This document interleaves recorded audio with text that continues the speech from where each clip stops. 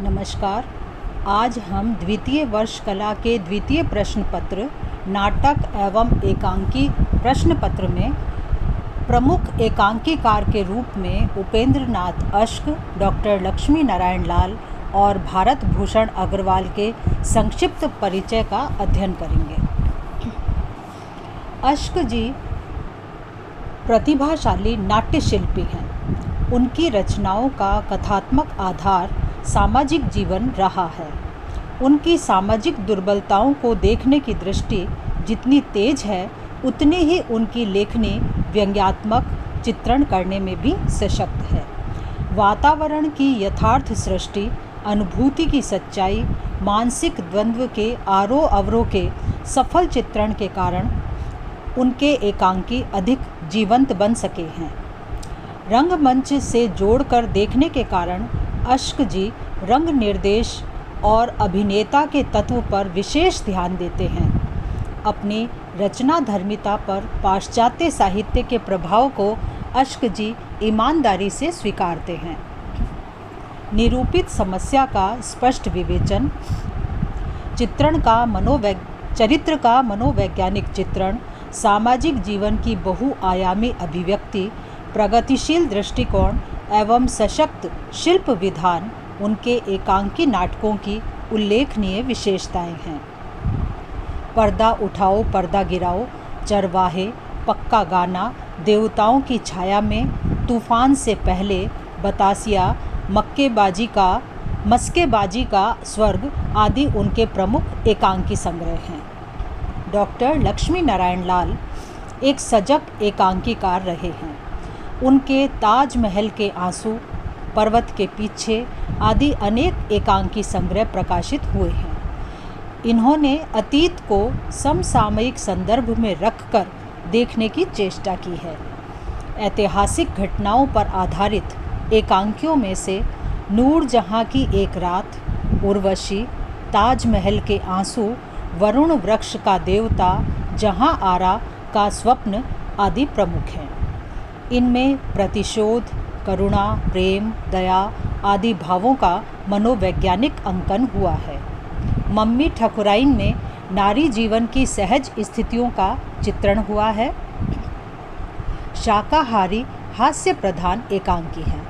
चौथा आदमी एकांकी में मनोवैज्ञानिक दृष्टि से मानव मन को कुरेदा गया है। गली की शांति एकांकी नाटक में विधवा समस्या की कहानी दी गई है। जादू बंगाल में सिर्फ जादू दिखाया गया है। डॉक्टर लाल ने अपने एकांकियों के कथानक जीवन के विशेष क्षणों से चुने हैं। ये किसी एक घटना चित्र को प्रस्तुत करते हैं। सभी एकांकियों में एक एक दृश्य ही रखा गया है। सभी एकांकियों में पर्याप्त गति है और प्रभाव उत्पन्न करने की विशेष क्षमता भी है। कुल मिलाकर डॉक्टर लक्ष्मी नारायण लाल का हिंदी एकांकीकारों में विशिष्ट स्थान है।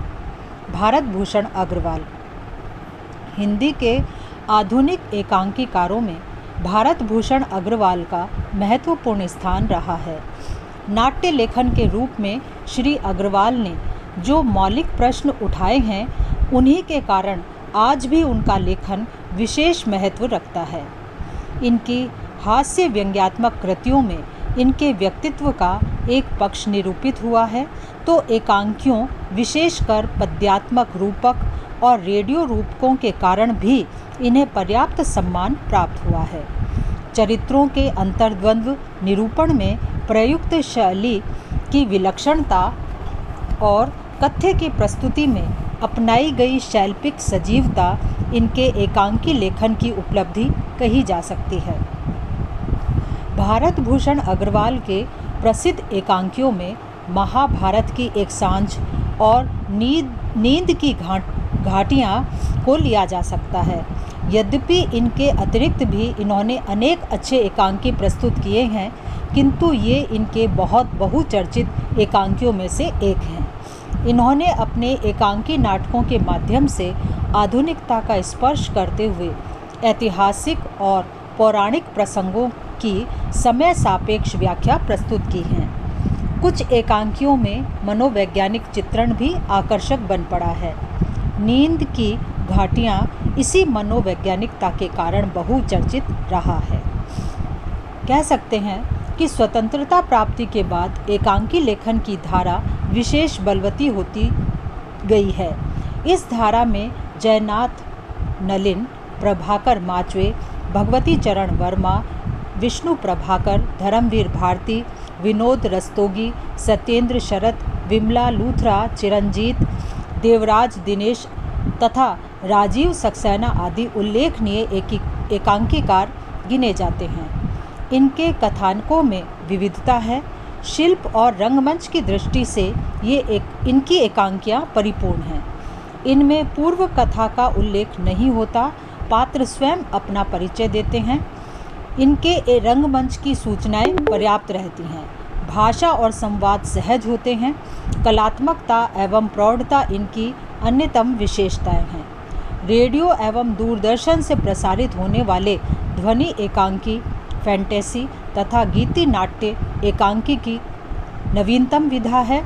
अब एकांकीकार रेडियो एवं रंगमंच इन दोनों को ध्यान में रखकर एकांकी लेखन में प्रवृत्त हो रहे हैं। इस प्रकार वर्तमान में हिंदी एकांकी लेखन की प्रगति संतोषजनक है। धन्यवाद।